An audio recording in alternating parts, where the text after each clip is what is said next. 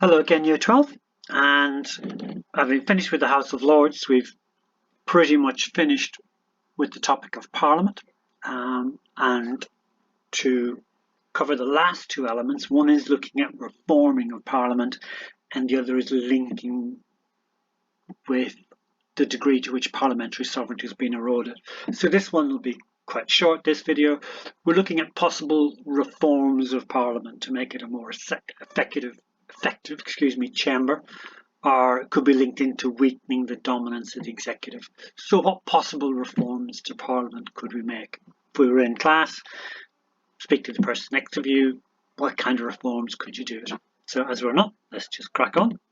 Okay, so what could we do to Parliament to make it a more effective chamber, to weaken the dominance of the executive?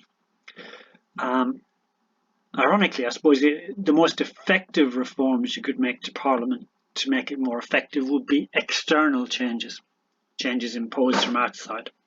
And the first one would be to reform the electoral system. If you introduced a PR system, you would improve representation in terms of political opinion in Parliament.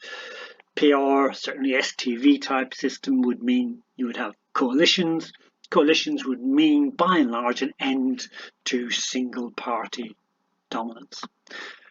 It is no coincidence that the most rebellious Parliament was 2010 to 2015, where you had a coalition, and again where you had a minority government in recent times, where Parliament was much stronger. So by reforming the electoral system would structurally alter the nation of Parliament, would make Parliament arguably a more effective chamber. Obviously, you can argue against it, as we did with first past the post, if you like your strong, stable, single-party government. But reforming the electoral system would have significant impact. Second external one would be to introduce a formal constitutional checks and balances through the mechanism of a codified constitution. Again, that would alter the nature of Parliament. It would codify what the powers of Parliament are against the powers of the executive. It may even have a separation of powers and again against judiciary. So having a codified constitution would structurally alter the nature of Parliament. These are two big external reforms. If they were not on the agenda, what could be done within the existing system? Well, one would be, has been tried since 1999, reform the second chamber, as we just looked at in the House of Lords video, which would give the second chamber, currently the House of Lords, possibly a new thing would be a Senate, to give it greater legitimacy and authority to challenge the executive. So that would make Parliament a more effective legislature, reducing the dominance of the executive and making it a better check and balance.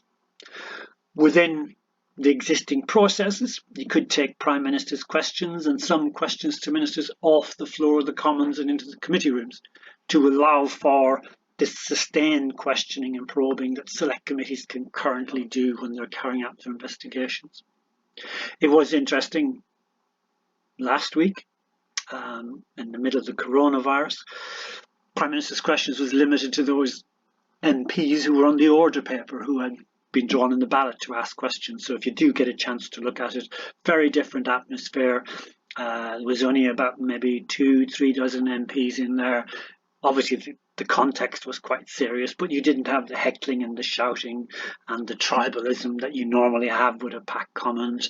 And maybe if MPs were allowed to ask supplementary questions in that format, that would make it more effective. I mean, that might be a nice solution to PMQs. Only those MPs who are on the order paper and maybe a dozen others are allowed in there. And the same with questions to ministers. More free votes on more issues. So therefore, free votes, as you know, are those votes where the whips don't issue instructions.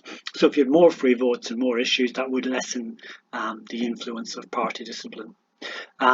Greater powers to select committees, because at the moment they have been described as the engine rooms of parliamentary scrutiny, but we looked at their weaknesses, and some of the weaknesses are they can't enforce attendance.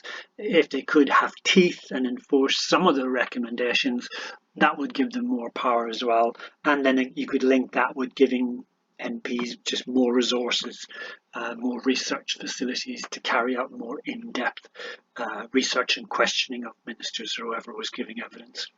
And finally, this one was proposed in 2010, but the government kind of backtracked on it to give more backbench control of the parliamentary agenda. The backbench business committee was meant to be more influential than it was now. They were going to have more days when they could control the agenda. And when you had a minority government recently, just before Christmas, that's what happened under May and under Johnson, where the backbenchers took control of the government's agenda and were able to discuss and vote on issues that they felt was really important. So if more days were given over to backbench control, that again would strengthen Parliament, reform Parliament, and would weaken the dominance of the executive. So again, a possible essay question on this topic, evaluate possible reforms to Parliament to make it a more effective chamber, evaluate possible reforms to Parliament to weaken the dominance of the executive. Or again, you could use these points when you're talking about the weaknesses of Parliament to take your analysis that step further and say, these are the weaknesses of select committees, for example. They could be improved by, if you're talking about questions to ministers, and this gives you a nice few sentences to extend your analysis. Maybe questions to ministers could be more effective if it was taken off the floor of the Commons. Some nice AO3 judgments in there as well. Okay, so this is the second video for this week, and then the third one, which will be the next one, we're going to wrap it up by looking at how parliamentary sovereignty has been affected or eroded in recent years.